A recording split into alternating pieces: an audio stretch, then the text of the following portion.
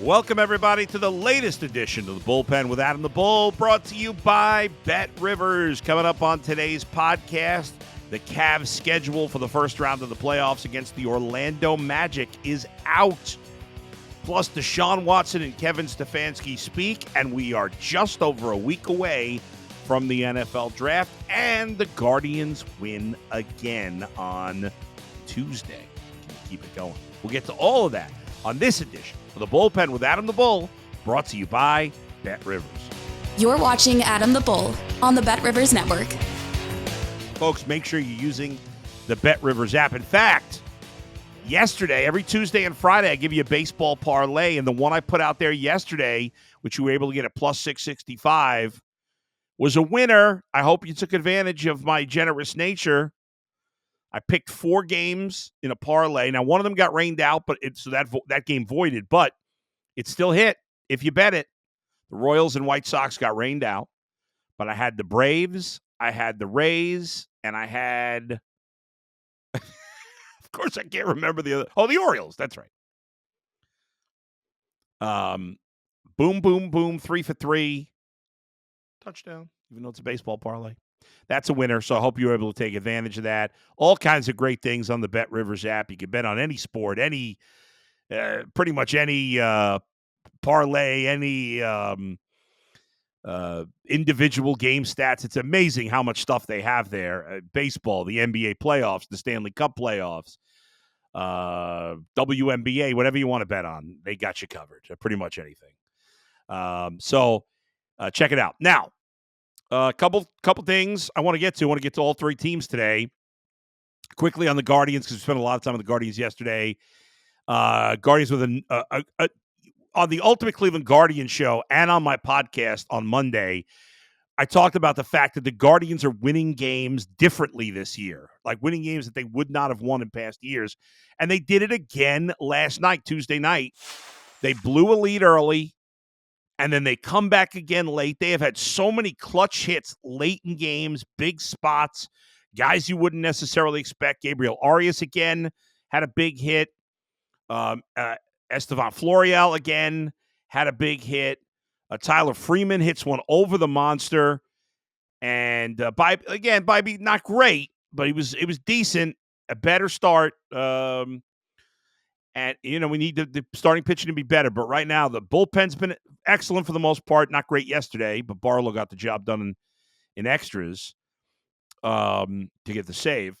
The hitting's been fantastic. The Guardians are 5th in runs per game in the majors. I believe 2nd in the American League behind only Baltimore.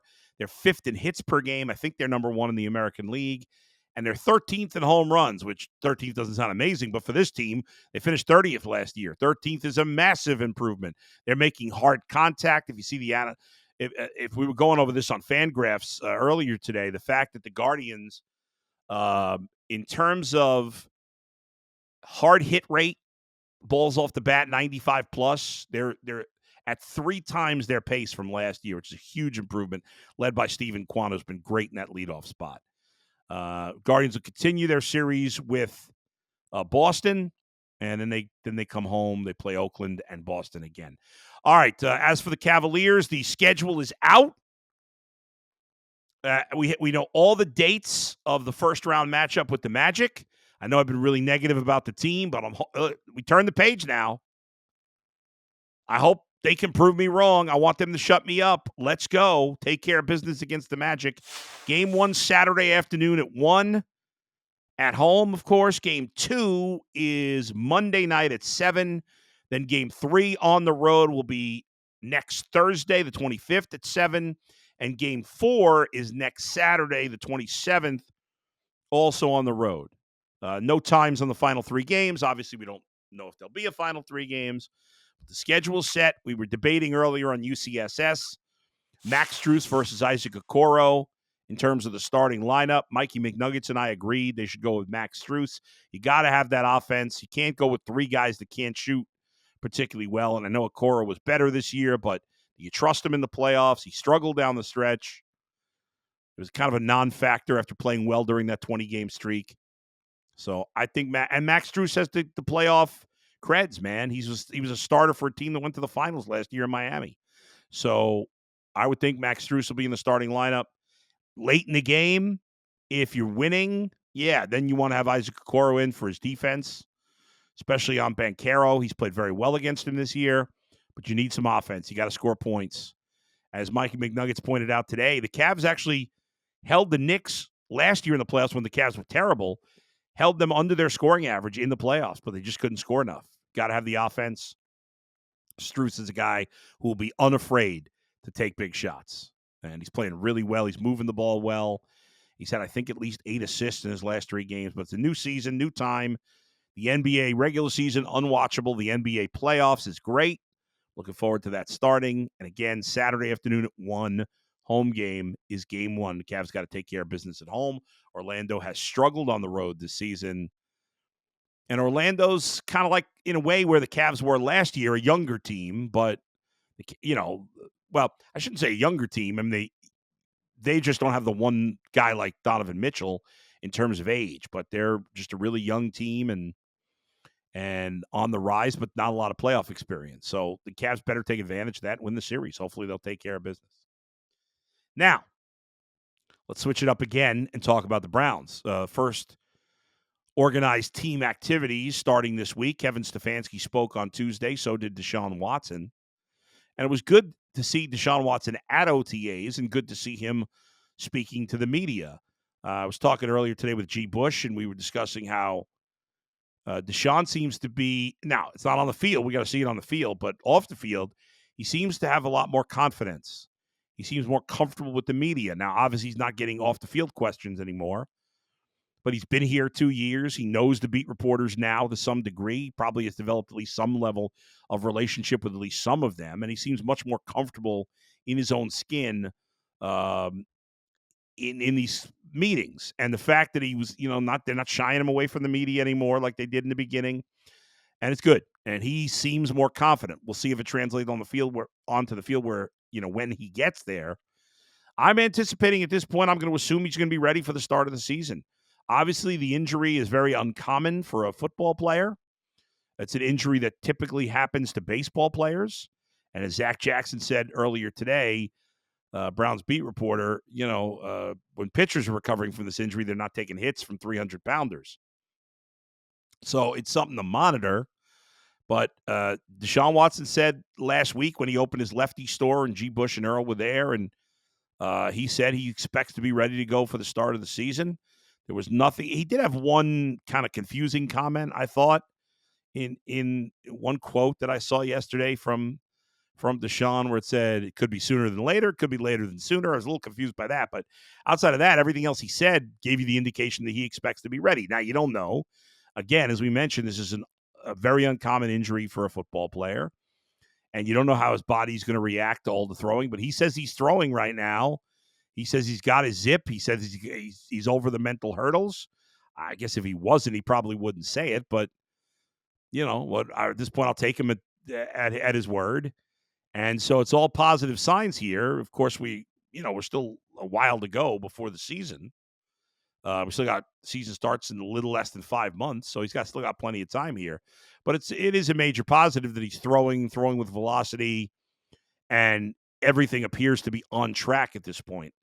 Kevin Stefanski talked about they're revamping the offense. There's he and Ken Dorsey and all the other coaches they've brought in here, Tommy Rees, they're powwowing, if you will, and they want to be a more aggressive offensively, something we've been looking for from this team for a while. That's a positive. They're going to want to throw the ball down the field more. They're going to want to throw the ball, period.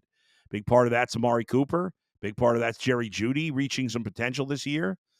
David Njoku had a breakout season last year, but it's mostly about Deshaun Watson. As I said earlier today, and this is it. Deshaun Watson, the Browns are a playoff contender. There's no doubt about it. I can't say they're definitely a playoff team. I can't say anybody in the AFC North is definitely a playoff team because the division's so tough and they can finish in any order. But the Browns are 100% a playoff contender. But what's going to make them a Super Bowl contender is Deshaun Watson refinding that magic that he had when he started his career in Houston, when he was a special player. We haven't seen that guy. We can debate all you want that you've seen a little of it. there's no denying we haven't seen it consistently. A lot of that because of injury, sure, but the bottom line is we haven't seen it. And what takes them from a playoff contender to a Super Bowl contender is Deshaun Watson. It's that simple. The other good teams in the AFC, I think the Steelers are a playoff contender. I don't look at them as a Super Bowl contender. I look at the Ravens as one, even though Lamar's got more to prove in the playoffs. I look at the Bengals as one, obviously the Chiefs. And, it's the teams with the quarterbacks are the teams that you raise from playoff contender to Super Bowl contender, even though these teams all have good rosters. The Browns have a playoff roster. The Browns have Super Bowl talent in a lot of places, including quarterback. And if he can get it back and play at that level again, then the Browns can win it all. There's no doubt about it. We were doing something earlier today where we kind of ranked all the Browns players, put them on a pyramid based on where we think they're going to be. And I had Deshaun Watson in tier 3, which is the 4th to 6th best player on the Browns. I was being a little optimistic. I think maybe I was thinking 7 to 10. But if the Browns are going to get to the Super Bowl, something they've never done before, or even get to the AFC Championship game, which they have, Deshaun Watson's got to be one of the 5 best players on the team. I don't think there's any doubt about it. He's got to be great, or at least very good if we want to parse words. He can't be average. And he's in his time in Cleveland, he's mostly been average or below. It's not good enough. Not for Super Bowl. It's good enough for the playoffs, potentially, not for the Super Bowl. We need it. Browns have to have it. And Deshaun Watson, to his credit, has taken out all the excuses. He's not going to blame the injury. He's talked about all the talent around him. He's talked about he's got to do it. He's showing up. He seems to be doing all the right things now in the community as well. Now he's got to perform on the field consistently. That'd be huge if he could do that right at the start of the season. Will he have Nick Chubb? Probably not. But hopefully Nick Chubb will be back sooner rather than later as well. And it'll be fascinating to see how good he is. And I believe by the second half of the year, Nick Chubb will be a superstar again.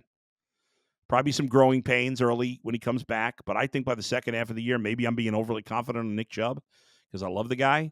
But I believe Nick Chubb is going to be back to being great and one of the best backs in the league by the second half of the season. I believe that. I have some optimism for Jerry Jeudy. I was critical of the extension, but I have a lot more optimism for Jerry Jeudy than I had for Elijah Moore last year. There are a lot of other people. I thought Elijah Moore would be better than he was with the Jets, but he was just kind of the same guy. And I didn't buy into 1,000 yards or any of that stuff with him. Jerry Jeudy is a better wide receiver than Elijah Moore. There's no doubt there. And his upside is even higher. Hopefully with the Browns he can reach it. So there's a lot of positives right now going on in the organization. The Browns are unafraid to spend money for all the criticism of Jimmy Haslam that I've leveled. All fair, in my opinion. He is not afraid to spend money.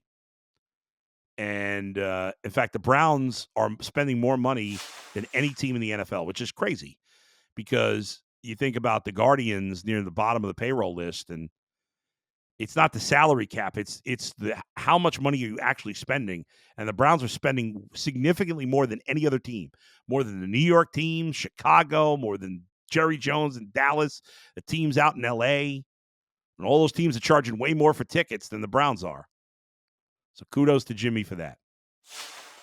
All right, thanks to everybody, as always, for joining me on Thursday's live show. I got some other Browns topics I want to hit on tomorrow. We'll start looking ahead to the Cavs in the playoffs, and we'll see how the Guardians do in Game 3 against the Red Sox. So make sure you join me tomorrow, live at 2 p.m. Please hit the subscribe button. Please give me a thumbs up. I appreciate it. Love you all. And that's it for today.